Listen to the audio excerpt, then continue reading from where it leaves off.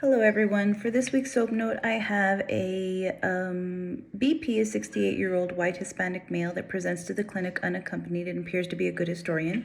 Chief complaint is, I have a cough and a headache that started 2 days ago, and someone I had close contact tested positive for COVID-19. So Mr. Bettis is a pleasant 68-year-old Hispanic male that presents to the clinic alone. Patient reports general malaise, headache, and cough that started 2 days ago and has gotten progressively worse. Patient reports headache began intermittently and has been constant since yesterday. So he reports to take 600 milligrams of ibuprofen for the body aches and headache that does provide some relief. Patient denies taking anything for the cough. Last dose of ibuprofen was this morning upon awakening. So patient states that he believed he did have a fever last night because he had chills, and he reports difficulty breathing, states he has a hard time catching his breath. Patient reports he's concerned about having COVID-19 as he reports close contact with somebody that tested positive 4 days prior. And actually they tested positive yesterday, but he had contact with them 4 days prior. So past medical history is hypertension, hyperlipidemia. He's pre-diabetic. He has had a left total knee replacement. He's currently taking losartan 50 milligrams daily for his blood pressure, atorvastatin 20 milligrams for his cholesterol, ibuprofen, the 600 milligrams every 6 hours for the pain, and cetirizine 10 milligrams for allergies. So he denies any allergies to medication or food, but does report to have seasonal allergies. So vaccinations, he's up to date on all his vaccinations.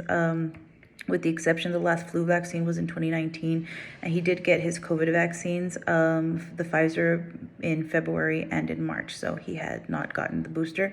So patient is a retired school teacher. He's married and lives at home with his wife. He lives in a one-story home, denies any tobacco or illicit drug use, does report to drink 1 to 2 beers a week, denies any increase in stress, and reports that his wife has him on a low-carb diet.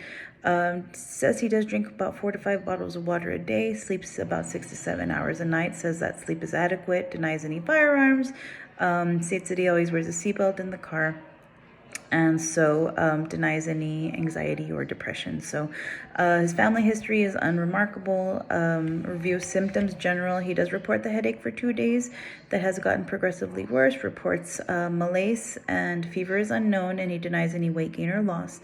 Neuro, he denies any tingling or numbness to upper or lower extremities, or denies any dizziness.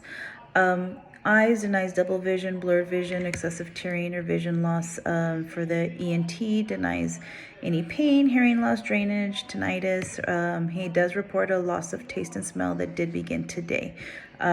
He denies cardiovascular, any chest pain or palpitations. Pulmonary, reports a dry cough, denies congestion or pain when he breathes, but does report restrictive breathing. GI, denies diarrhea, constipation, nausea, vomiting. Reports that he has a bowel movement several times a day. Last bowel movement was last night. Musculoskeletal, denies any tenderness to the joints or limited range of motion, but does report body aches throughout. Skin, he denies any redness, swelling, dryness, or change in pigmentations. His vital signs were as follows. His temperature was 100.9 at visit. BP was 118/72. O2 was at 97% on room air. He had no pain.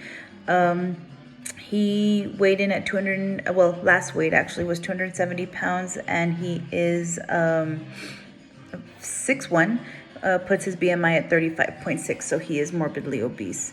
A COVID rapid antigen test was done, and he did test positive. So upon assessment, his skin, no cyanosis or clubbing noted bilaterally. Patient is alert and oriented to person, place, and time. He's communicating well and in full sentences, responds appropriately. Head, no masses, erythema, any abnormalities noted, no tenderness. There was some tenderness reported to his frontal and maxillary sinuses. His eyes, no excessive tearing or puffiness, edema or redness noted bilaterally. His ears, no drainage or erythema noted bilaterally. Mucosa to the nose was pink and moist. There was clear watery discharge noted to the right turbinate. The left turbinate was clear, and there was no redness noted bilaterally.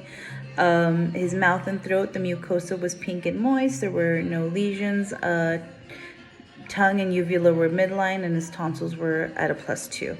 Neck, no lymph nodes were palpable or noted to be tenderness. Cardiac S1 and S2 were auscultated. Heart rhythm was regular and strong. No erythema, murmur, or rubs noted on auscultation. Now, his rests were regular and unlabored. However, they were noted to be shallow bilaterally. Patient did have symmetrical expansion. There were no adventitious breath sounds that were noted on inspection, and no consolidation noted anteriorly or posteriorly through percussion. His GI, his bowels were active ×4, and there was no abnormalities noted to his musculoskeletal system. So differential diagnoses include COVID-19 as evident by the positive rapid onset, sinusitis as evident by the tenderness to the frontal and maxillary sinuses but ruled out by clear drainage to the turbinate. Upper respiratory infection as evident by the presenting symptoms but ruled out by the positive COVID-19 rapid test. So the official diagnosis was COVID-19. He was prescribed prednisone 6 milligrams PO for 10 days to assist with inflammation, and this information was from Hippocrates. He was given Tessalon Perles 100 milligrams 3 times a day to help calm his cough. Patient was instructed to continue ibuprofen 600 milligrams every 6 to 8 hours to assist with pain, and he was encouraged to alternate that with the acetaminophen 1,000 milligrams every 8 hours for the headache and the body aches. He was also given a ProAir inhaler to use every 4 to 6 hours as needed for the shortness of breath. So patient was instructed to begin to isolate himself and begin his quarantine for 10 days. He was educated on the warning symptoms that include worsening shortness of breath, dizziness, change in mental status. He was instructed to call the office to do a telehealth visit if symptoms are severe, or go to the nearest ED. He was encouraged to get a pulse oximeter and monitor his O2 twice a day. And instructed to call the office if his O2 fell below 95% and to go to the nearest ED if it fell below 88%. So he was educated that these symptoms may get worse the second week before they get better. He was instructed to keep taking all of his current medications and to increase his fluid.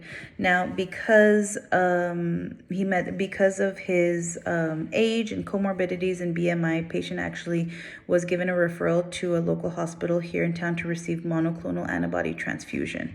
And the telehealth visit was set up in a week to follow up with the patient to see how he's doing, and he was instructed to call the office if his symptoms worsen, or of course go to the nearest ED. Thank you.